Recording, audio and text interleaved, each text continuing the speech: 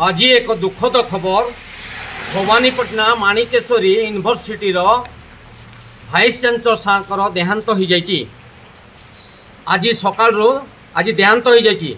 से जड़े महान शिक्षाविद थिले।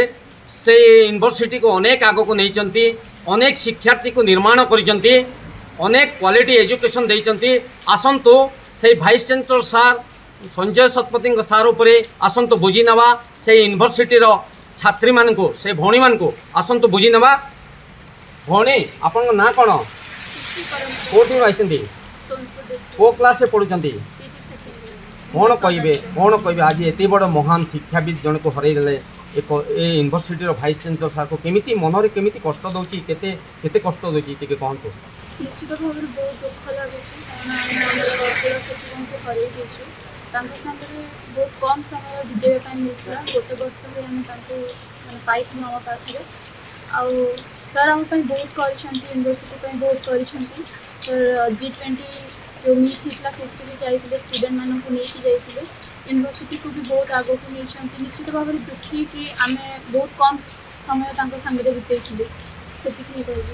से कहते G20 मीट रे भी आमको नहीं आमको पार्टिसिपेट करने नहीं से बहुत किसी करिसेंती कॉलेज पे बहु आग को नहीं आम मानकर कैरियर पे से अनेक चिंतित थिले। आसंतु आउ जने भौणी को बुझा से कौन कहते भौणी आपन ना कौन कोठी आइसेंती भौणी को क्लास पढ़ुचंती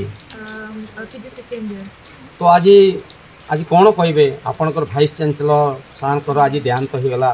एत बड़े महान लोक एत बड़ शिक्षाविद सारस्वतर अधिकारी आज कौन कहे मनरे केते कष्ट होची टिके कहंतु सार उपरे। बहुत दुखद घटना है। It's a really heartening situation for all of you, for all the students, for all the person related to him and is really educationist and एमती किसी भी यूनिवर्सिटी ना कि जी कि साप्ताहिक पाठचक्र करुँच ताकि आम यूनिवर्सिटी हूँ उत्कृष्टता नाम आउ सब सप्ताह से कहते गले लास्ट इयर मुझे जाइए नागालैंड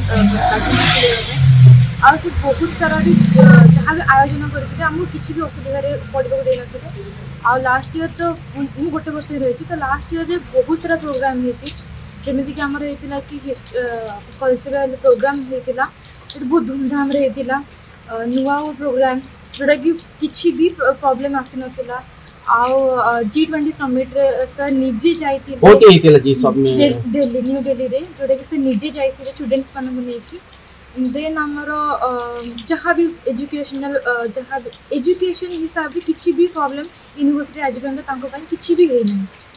से कहते दिल्ली आमको नहीं थिले आओ अनेक एजुकेशन पे से बहुत किसी करिसेंती प्रॉब्लम किसी नहीं।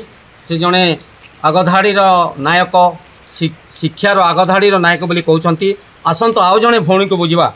भौणी आपन ना कौन कोठी आइसेंती भौणी को क्लास पढ़ुचंती आज कौन कहे एत बड़ महान नायक एत बड़ शिक्षाविद एजुकेशनिस्ट एत यूनिवर्सिटी प्रथम उपकूल कुलपति आज हरई दी केमती लगुच आपको प्रथम कुलपति थे बहुत मन दुख हो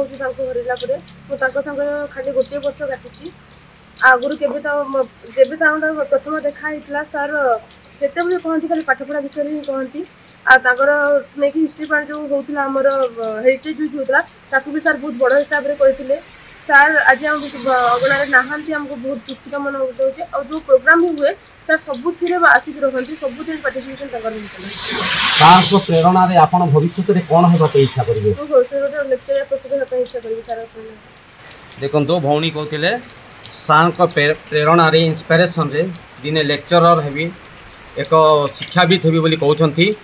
ये माटी आज झुरुची ए कलाहांडीर माटी आज झुरुची ए माणिक्य विहार आज झुरुची जड़े महान शिक्षाविद को हरई जड़े महान NCC कैडर को हरई जड़े सारस्वतर अधिकारी को हरई ए माटी आज झुरुची ए माणिक्य विहार झुरुची आउ तांकर भविष्य तांकर चिर आत्मा जोठी भी से रही आत्मा थाओ तांकर आत्माटा शांति रो। कलाहांडी माणिक्य विहार हेमंत साहू रिपोर्ट प्रतिदिन टीवी।